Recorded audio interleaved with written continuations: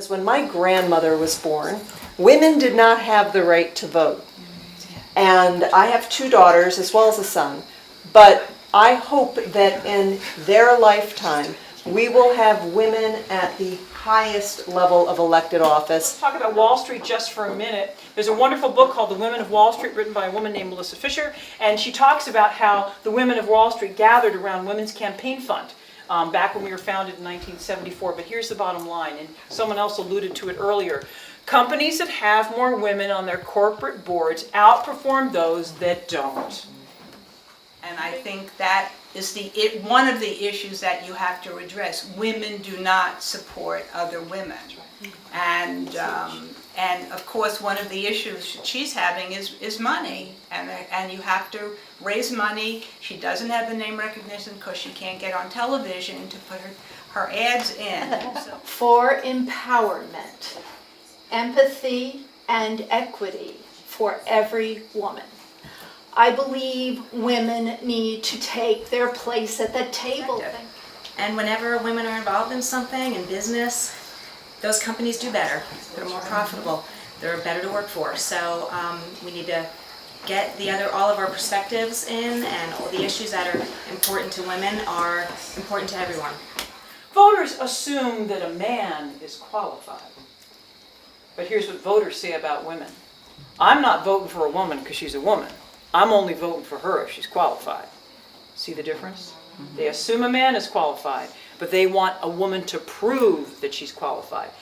You're right, Sharon, it's one of the single biggest fundamental issues. It is a misnomer when anyone says that women are going to vote for women. That is not what happens. Now, in truth, our research shows Latinos vote for Latinos, male and female. African Americans vote for African Americans, male and female. But women do not vote for women. It's a very critical issue. And so no woman can go into a race assuming that she's going to get that vote, all right? And it's a very fundamental issue. I tell people that I'm interning for the mayor of Edison, and the default pronoun is he. What does he do? What town is he from? And I just want more women in politics, so it's not so much an exception, it's more of a normalcy no matter what you look like. If there were more women in office, that might filter down to other workplaces, and discrimination would then hopefully... And it came time to laying off. And there was a pipe fitter that my size. And he got laid off, and this woman who was 5'3" wasn't getting laid off. And he went into the general foreman's office, and he said to the general foreman, "You're laying me off, and you're keeping her because she's a woman." And he said, "No, I'm keeping her because she works harder than you do." He says, "Well, of course she works harder than me. She's a woman, she has something to prove." And I give this guy credit to this day. He said, if you had something to prove, you'd still have a job. Now here's your check, you're done. I wasn't wanted. I was told I didn't belong there. I retired about 16 years ago as Chief Operating Officer of Greenwich Capital subsidiary and Senior Vice President of Greenwich Capital. So, It's going to happen. We have to make it happen. Women are important to run. Women understand the middle class. They understand working families. Support of a woman in politics is incredible. That network is unstoppable. Is the complete package. She's a leader. She knows how to run. She knows how to serve. She knows how to win.